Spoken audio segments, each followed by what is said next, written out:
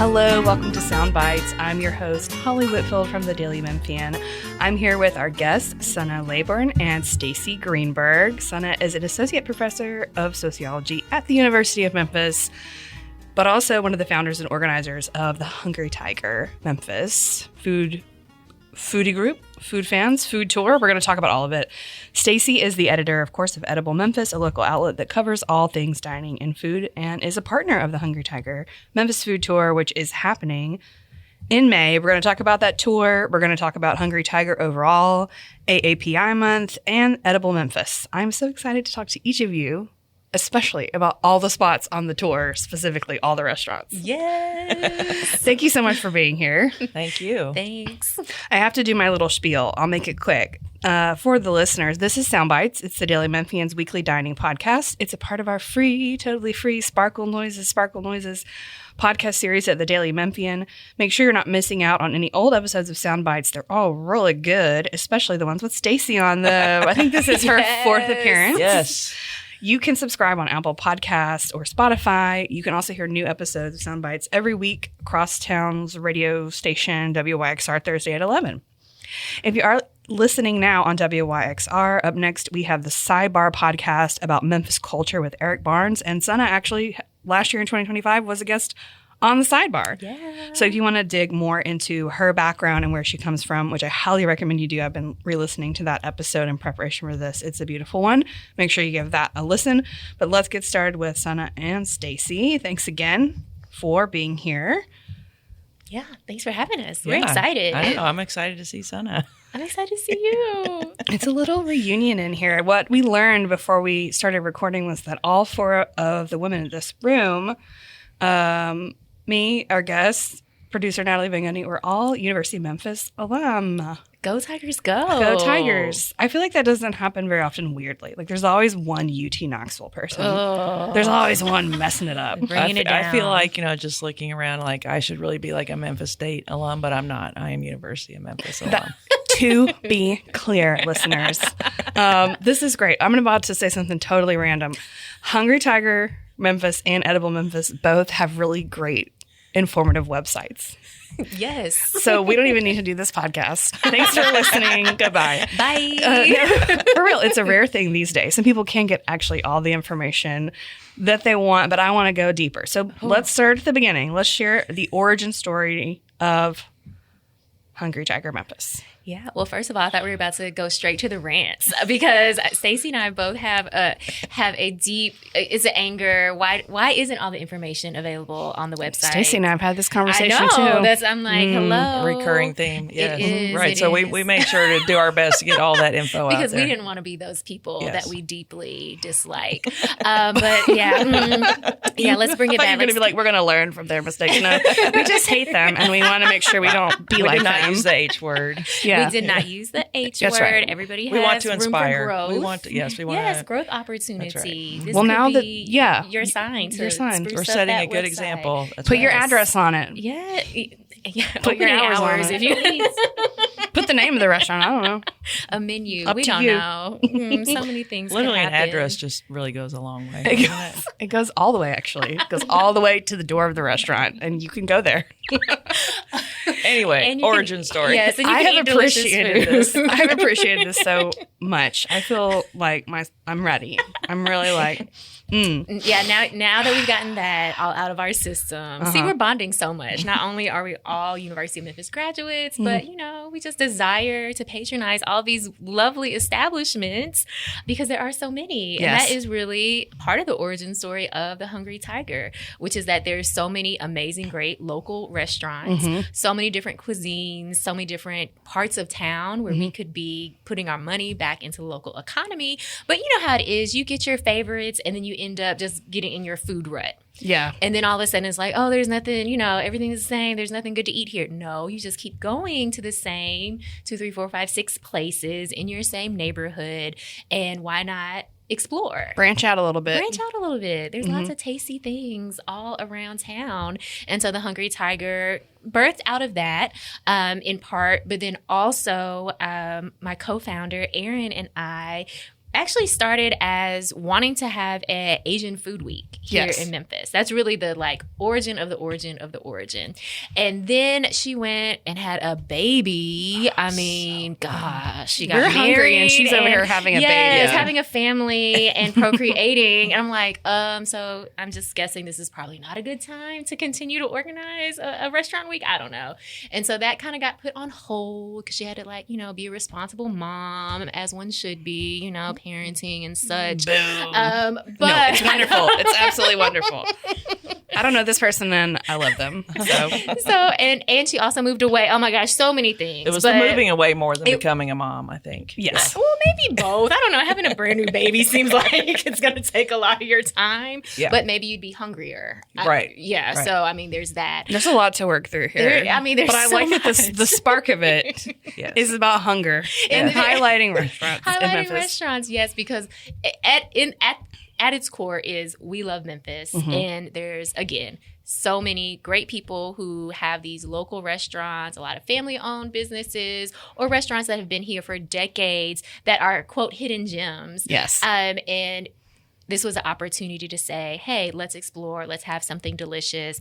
And by the time, things continue to move forward, I was planning Asian American and Pacific Islander Heritage Month in 2023. And they were like, let's do food. Of course, there always has to be food. Yes. And that's kind of really how we finally got the idea out of the chat, and here we are. Right. The trip came out of the chat. Yeah, and I already knew Erin. She was one of my contributors. I actually met her when she was a barista at City and State. Nice. And then I started following her, and she would share some poetry and some other things. And then I was like, you need to contribute to the magazine. Then I found out she was this amazing illustrator. So I get an email from Erin, SunAh was copied on it. And she was like, hey, what do you think about doing food tour of Asian restaurants for AAPI Heritage Month? I'm like, okay, let's do it. Yeah. So that was It easy. was so easy. It was that simple. And let me tell you, it was so simple, but yet behind the scenes, it was, we were... Or maybe I was. Anyway, I was sweating. I was like, is Stacey going to say yes? She's not going to say yes. Why would she say yes? And everyone was like, I'll just ask her. I'm like, yes, just ask her. All she can do is say no. But you were like, yes. And I was like, oh my gosh, it's happening. I love Asian food. That is absolutely my 100% favorite. Oh, is it? Yeah, for of sure. all the cuisines. You're really just learning this? I don't know. Maybe. But We're when you learning talk so to much Stacey, today. she's so excited about any cuisine that she likes that she's talking about. So, Yeah. But I love Asian food. I think maybe I did know that. Yeah. That was your favorite of the favorites. Yeah. So not only does the Hungry Tiger Club have different casual events throughout the year where people can eat, is that right? Yeah, they can go. Correct. You post the schedule, Absolutely, and anyone can come. Anyone or do you can have come. to sign up? No, you just show up. So we do monthly meetups, different restaurants, different parts of town, all various, ethnic cuisines, representative of our different, local communities here in Memphis. And all you have to do is show up. That's it. That's because here's amazing. the thing. I did not want to plan a thing where it's like you really got to plan a thing and then there's like tickets or you got to talk to somebody. They have to create a special menu or do all these discounts. Okay, then we're not supporting restaurants, are we? We're kind of exploiting them at that point. No, we want to come, order off your regular menu. Definitely try to come on a day that's one of a slower day, earlier in the week. Again, because the point is to be able to contribute also to this restaurant. It's business success. Right? Yes. And so it's very simple. Just show up. And be willing to talk to somebody. That's the other thing. We like to talk to people, talk to each other. Yes. Right. That's literally why most of the... Okay, so to be clear, there's the Hungry Tiger Tour that happens in May. Yes, and we're going to get into that. Throughout this month, we're going to have 9 stops. But then other months, 1 stop a month. And it doesn't necessarily mean it's Asian food, but it's going to be ethnic food. And also, like she's saying, like going during slow times and whatever. That's why literally we're eating dinner at 4 o'clock on a Sunday. That sounds really great to me. I would like to eat then. Yeah, but the tour this year, we did we were doing lunches, and SunAh had us like going all over the metro area. And we did try to, at least when we're going a little further away from the core, we're doing it in the evening. And we have added weekends, Sundays this time, for the first time ever, instead of trying to get there at lunch, because it can be difficult during the workday to have a nice leisurely group lunch. Yeah. Well, let's do that then. Let's go ahead and dive right into the May 2026 food tour. Let's talk about the stops, because I saw this list and I was like, this is the list I've been waiting for. It's so good. I mean, there's some on there that I have tried, but the rest are like on my list to try. There was a couple that I had not heard of before. What? Yeah, there's one or two. I'm curious. When we go down the list, I'll confess. Okay. Confession. Yeah. So yeah, let's talk about that, and after that, we can talk a little bit more about the people that go to these, how the restaurants respond, and how you choose them. But let's go through the list for May. You start out Actually in April 30th. Yeah. But it's the kickoff. And it's at, is it Bouton? Yes, exciting. and it's kind of a collab. You want to talk about that? Yeah, it is a one? collab. Yeah. So typically what we've done is have like some sort of kickoff for the month. And it usually has been either a collaboration or something just like really unique and special. So Good Fortune did our kickoff the first 2 years, and they did a very special menu, a great experience in year one. It was phenomenal. And so this year, here we are with Good Fortune, Kuya, and Bouton doing a collab in terms of like menu items, special cocktails. And then this kickoff. These are the hottest spots in Memphis right now. I mean, you're not going to get an experience like this maybe ever. We don't know. And then it'll have some of the same vibes that I think Kuya is starting to be known for in terms of like karaoke and kind of like more a little definitely happy hour, party-ish, you know, that type of vibe. And this year, AAPI Memphis is really the umbrella organization that's hosting and putting this kickoff together. So that's also very exciting. So this is the one and only ticketed event of the tour. So the It's the kickoff special is usually ticketed, and it's just $10, and then you can pay for drinks and different food, things as much as you want. But everything else is free. Okay, next stop. Except for what you order. Except for what you order, right? Hold on. Free to attend, free to enter. Yes, let's be very Well, clear. there's so many events now. They're like, it's $30 to enter, and then when you get there, you better have brought a lot more than $30. Okay, so then the next one, May 3rd. That's Sunday. Yes, that's a Sunday. We're trying to get those Sundays in. Yeah. Sweet Musings. East Memphis. East Memphis, East yes. Memphis, yes. See, this is why it's so good that we both have websites, because all of these details are there. Because please don't show up. I mean, or please do go to any Sweet Musings, but come to the East Memphis one. Yes, East Memphis. On May 3rd. 1 o'clock. SunAh loves pastries. I mean, last year we did a bakery tour because this is when Sweet Musings, and there were other ones sort of popping up. Kind of integrated them this year so we could do some weekend get-togethers. So this will be, they do have some savory things. It won't be like too savory and sweet, too hard on the sugar, but yes. So we're going to get a very sweet start Sunday. or savory, Sweet or savory. or sweet and Just savory. a bake. Yes. Start. And so basically, like at each restaurant, we usually try to have a community. We push some tables together. Yes. SunAh will have some signs, and she brings her buttons, and I've got stickers on order, and that's about as festive as it gets. But I think it's very festive. She does name tags too. She will pull out some name tags. That's why I said you have to be able to talk to people. You have to be willing. Yeah. So you go through, get whatever you're going to eat, come sit down, join us at the table. Sometimes when there's like we're being a server or whatever, we'll get a few dishes to share. So sharing is encouraged. Yes. But you just pay for what you order. Yes, you just pay for what you order. SunAh will make you at least introduce yourself. Yes. Yeah. Yes. That sounds great. You gotta chat with the people. I mean, because not only the Hungry Tiger is about, of course, getting out into our broader Memphis community, eating very delicious food, but then also connecting with one another. You know, research shows that there's something about the act of sharing a meal and actually eating, you know, the same foods with people that heightens those feelings of connection and community. And in a time where we're connected, but yet very disconnected. Yes. At the same time, this is an opportunity to put your phone down. I mean, absolutely take all your pictures and take videos. your food pics. Yes, absolutely. But like, hey, there's someone sitting next to you who might have the same interests as you, or just knows something like really cool. So like, we don't need to be scrolling while we're eating. Right. That's the thing. This is the antidote to trying a new restaurant by calling DoorDash or using DoorDash to bring it to your house. Like, no, we're going to the place. Yes, we're having an You experience. have a seat at our table, and we're going to share. You have It's a so seat at our welcoming. table. That's right. Okay. Hearts. The next one is a place I will admit I've driven by on Park Avenue Come for on. Thor. On May 6th, and I'm like, what have you been? What is this place? Because I drive by and all I see is Thor, and I'm like, is it a bodybuilding place? Is it my eyesight is bad. I'm like, I can't see what it is. I think they have worked on their exterior, and I do think there is like a god bod next to it, but it's separate. Oh gosh, that's what it is, isn't it? Yeah. You just merge them in your mind. And then you have Thor, the god, and then you're just like, what's happening here? What's happening here? Yeah. Okay. So I've been to Thor a couple times. Yeah.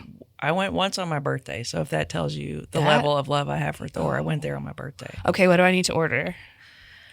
Okay, so I went with Kong Wee, who is like Kong Wee Pang, foodie extraordinaire. We have the same birthday. And so we went. And we had a private room, and she was literally like, sweet. I was like, this is my favorite thing to let Kong Wee order. So I couldn't really tell you exactly what we had, but I'm going to make sure Kong Wee comes to this dinner and does some ordering. But we had whole fish. We had a lot of cauliflower things. We had some biryani. I mean, we had this bread. I've never even seen it before, like this big puffy bread.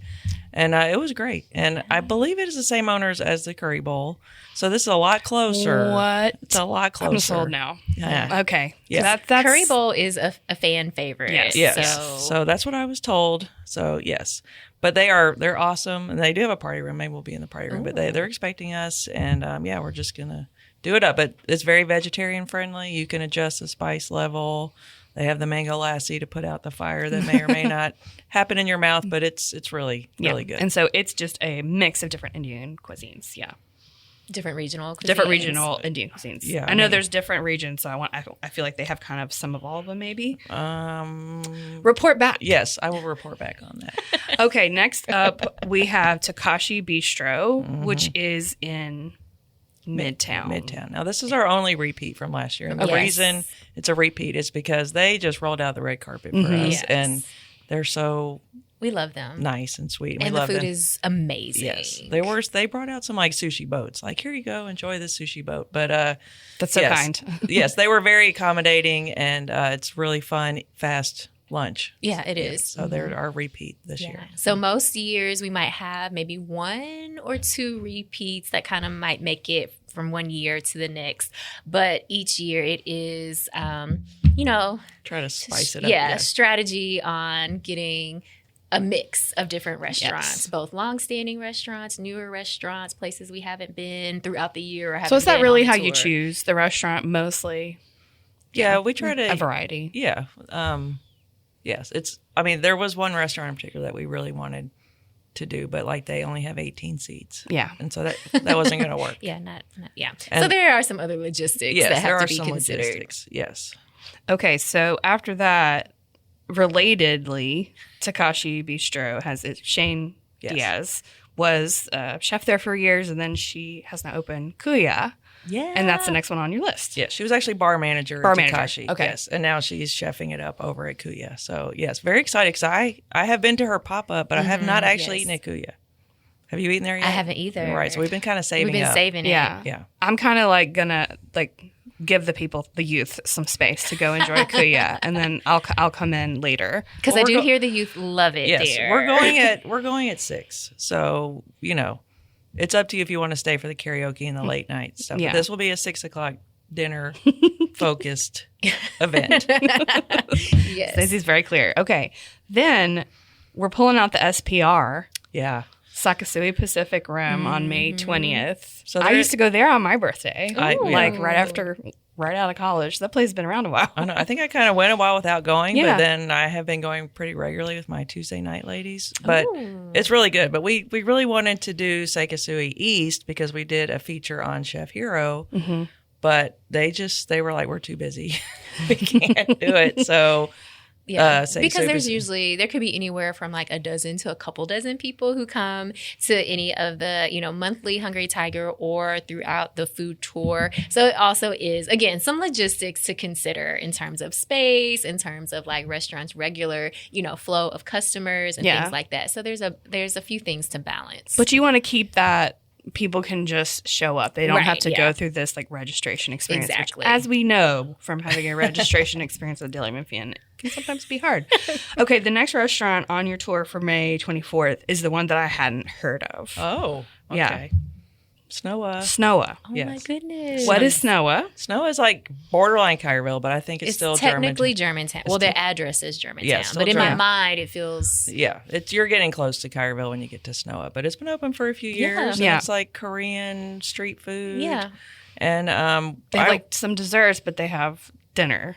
they have they have teppanyaki. Yeah. and they have kimbap. Yeah. So Which I mean, are- what more do you need? Right. Done. Well, then the bingsu with like the bingsu, shaved yeah. ice. Yeah. So it's fun. That's It's a super very fun. casual, fun spot, and I'm excited. Yeah, and it should be nice and warm and toasty outside in May. And so I think the bingsu will be the perfect sweet, cold, icy, creamy dessert Yes. that you've been waiting for.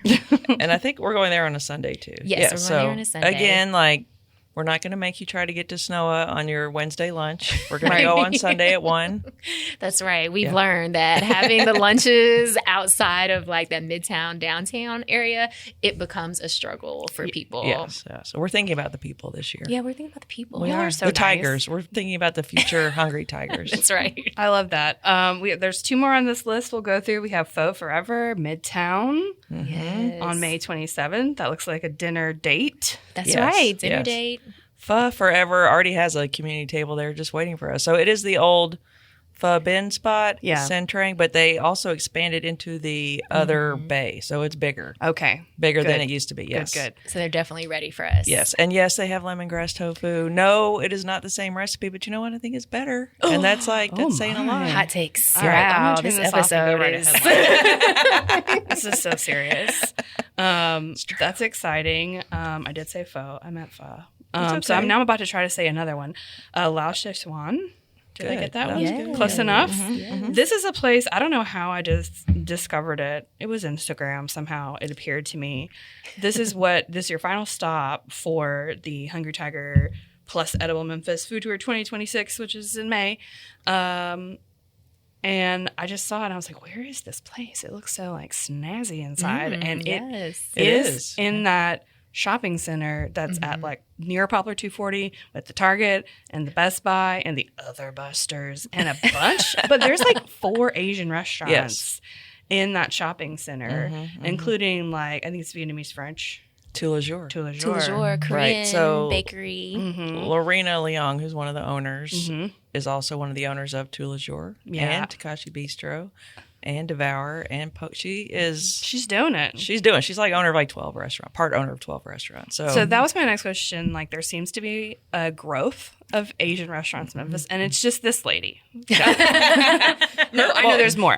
she is. It is a group, and they're the ones doing a lot of stuff. Yes, and they're not. So they're not all. They don't all own all the restaurants, but there's. I really want to do like a Venn diagram or some sort of tree. Yeah, we need to roll out that board. Yeah, we're working on it. Working on that. Yeah. Red yarn pictures Exactly. taped on the wall Yes, if you want to yes. get weird. There's a network, and they are responsible for bringing a lot of these concepts, especially the national, which Lao Szechuan is also. It started in Chicago, and it's what do you call it? It's like it's a chain, but it's like Regional a really chain? exciting chain, like that has like Just Michelin pedigree. I mean, it's Yummy not. chain? Yeah, like a it's- boutique chain, maybe? Yeah, Boutique yeah. chain. Which, Is like that Bespoke. bespoke. Yes. Handcrafted. Just like their dumplings. I love their dumplings. We also got the duck. This was like a Sunday morning. I was like, I really want to eat. I don't know. I just really want to go there and eat dumplings and As you just should. get the duck, do the thing. As you also like should. 11 a.m. just full. Bring me a whole duck right now. I mean, our plan is to eat the duck and the dumplings, and then still have room for tout le jour. We'll Yes, see. because you I gotta did it. just You stroll can on too. down. Get it to go if we have to. Yes. You take a little walk and you like forget that you're in this like little industrial park. Yeah. Next to like the interstate. That's right. Thank you for that rundown. And also for listeners, there's your like list of 9 restaurants serving different Asian cuisines in Yes. Memphis to get out of your Get out of your rut. Get out of your Sunah food said. rut. And you can always look at the Hungry Tiger Memphis for the previous years, for the spots that we went to. So there you go. Now you have even more places to add to your must-try list. What's been the response from people that attend, either the monthly things or the past annual food tours, like the diners, the folks that are like, I'm here by myself? Like, what do they say?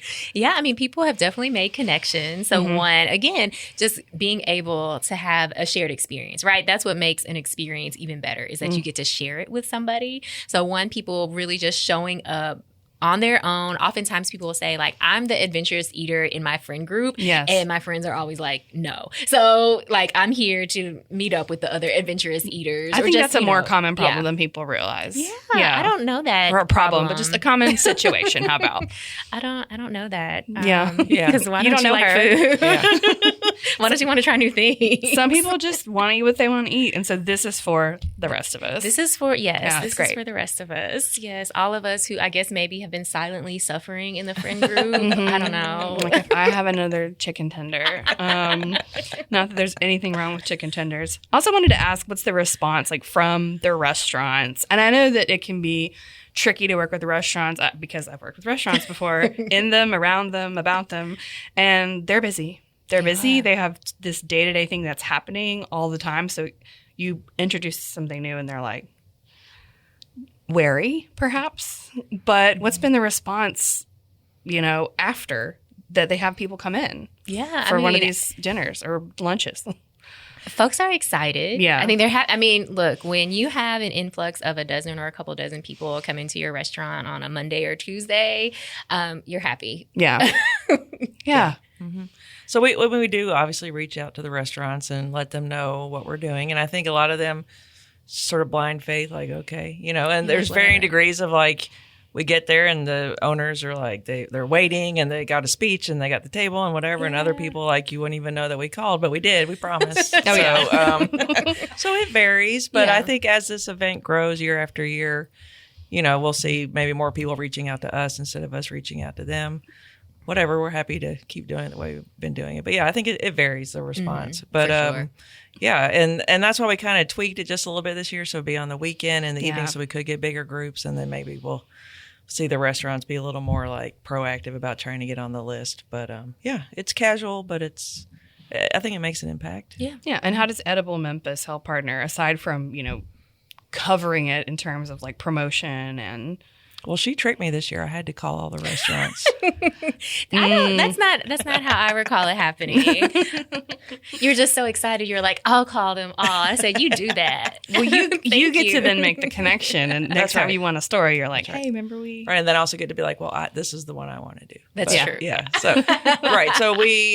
You organize together. Yes. So if you see the current issue out, the Pride issue, the back page is an ad for this event. It's got the dates there and everything. And we also will publish a guide in Apple Maps once it's approved. And then we'll also cover it on social media. So it's a mix of, I'll sometimes promo like, hey, we'll be here tomorrow. And sometimes I'll be like, hey, look what we did yesterday. Meet us next time. So we kind of just keep the momentum going throughout the month, just promoting the restaurants, the group, and the future events and the whole community, and showing how fun it is. Mm-hmm. One thing I bet that you get this question, is this connected to the Asian night markets in Memphis, the Asian food markets? It is not connected, but there are, I do think that part of the growth of the Asian restaurants is due to the Asian night market and sort of incubating people who maybe cook for their friends or their church, and then they get a booth and they're like, hey, people like my food, and then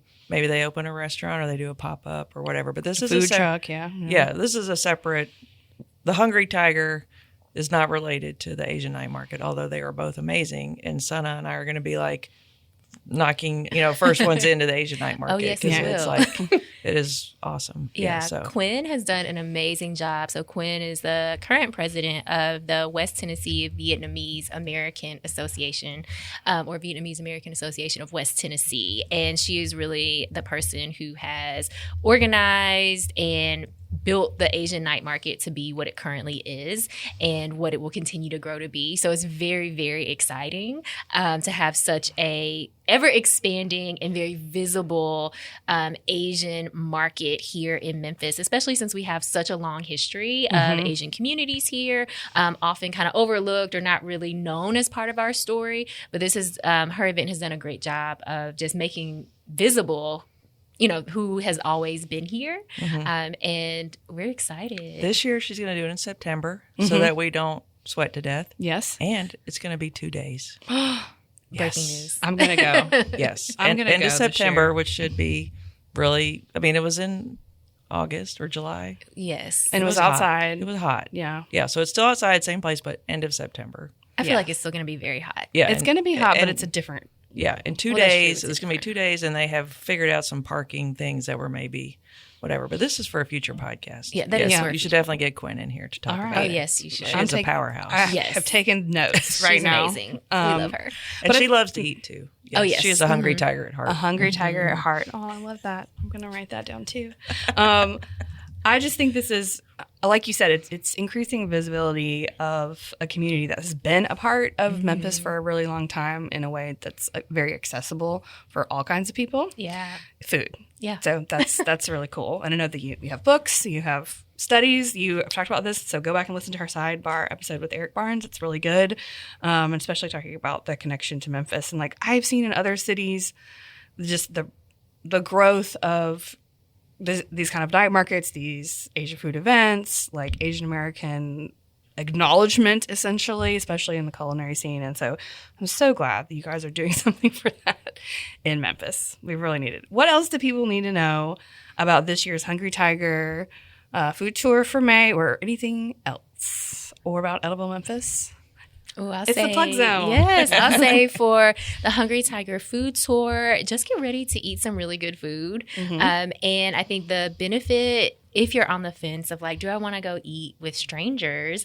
I think the benefit is you're with a group of people. You get to see what other people have ordered. That's the best. And we do like to share. Again, it's not mandatory, but it is encouraged. And so maybe you also get to try a few things that you didn't want to order, right? You weren't sure if you could jump all the way in and order it yourself, but now maybe you get, That's so valuable. just a little taste off somebody else's plate. That is really the best part about going with a group is just seeing what everybody orders, whether you taste it then or not, but you know what you're going to get next time. And that is truly the gift of the Hungry Tiger. Absolutely. Seeing all the different orders. And if you don't want to talk to people, you can sit next to me and I won't talk to you. If you don't That want. is not even true. No. Up next, they're going to start organizing the Hungry Tiger Games. So may the odds be ever in your favor.